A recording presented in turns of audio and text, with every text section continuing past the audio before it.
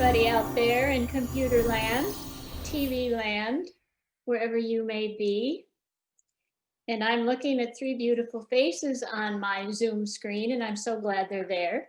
Today I'm going to read you a story about a string. And my string, I can see it, I can touch it, and it's not very long, but that's okay. Many ways you can connect with each other with string. You can use a string called a leash to connect yourself to your dog or your cat. But my string in the book I'm going to read today is invisible. Now I haven't lost my marbles because here they are. My string really is invisible. And the name of the book is The Invisible String. This string we can see, but we won't see it in the story. This is written by Patrice Karst in the year 2000, and now it's 2020. So for all of you who are good at math, this book is 20 years old. All right, here we go. Lisa and Jeremy, the twins, were asleep one calm and quiet night. That reminds me of calm and quiet night when Jesus was born.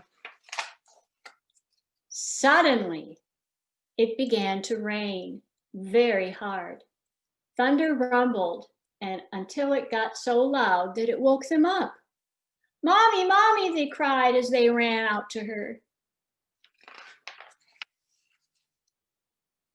See the picture? There we go. "Don't worry, you two. It's just the storm making all that noise. Go back to bed." "We want to stay close to you," said Jeremy. "We're scared." Mom said, "You know we're always together, no matter what. But how can we be together when you're out here and we're in bed?" asked Lisa. Mom held something right in front of them. "This is how." Now look what Mom is doing. She's holding something. But I bet you don't see anything there. I don't see anything there. Rubbing their sleepy eyes, the twins came closer to see what Mom was holding. "I was about your age when my mommy first told me about the invisible string."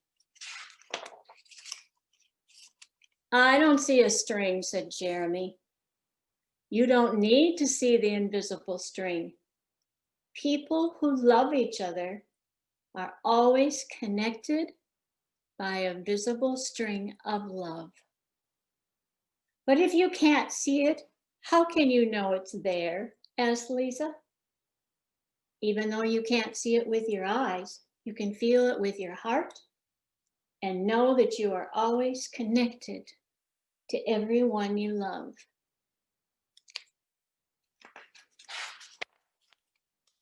When you're at school and you miss me, your love travels all the way along the string until I feel it tug at my heart. And when you tug it right back, we can feel it in our hearts, said Jeremy.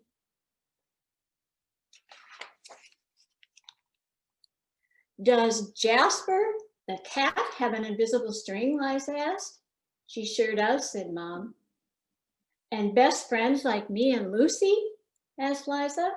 "Best friends too." "Now, how far can the string reach?" "Anywhere and everywhere," Mom said. Look at the silly kids. They're like some other silly kids I know. And I'm watching the silly kids right now. And I still love them even when they're silly. "Would it reach me even if I were a submarine captain deep in the ocean?" asked Jeremy. "Yes," Mom said, "even there." "Would it reach me if I was a mountain climber?" "Yes," Mom said, "even there." Would it reach me if I was a ballerina in France? Even there. How about if I was a jungle explorer? Even there. How about an astronaut out in space? Yes, even there. Then Jeremy quietly asked, can my string reach all the way to Uncle Brian in heaven? Yes, even there, said Mom. Does the string go away when you're mad at us? Never, said Mom. Love is stronger than anger, and as long as love is in your heart, the string will always be there.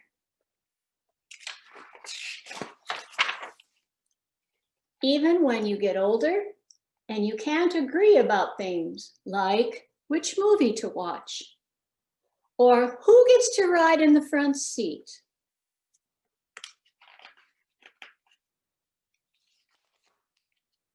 Or when it's time to go to bed. Oh, hey, that's right, you two should be in bed. And with that, they all laughed as Mom chased the twins back to their bedroom.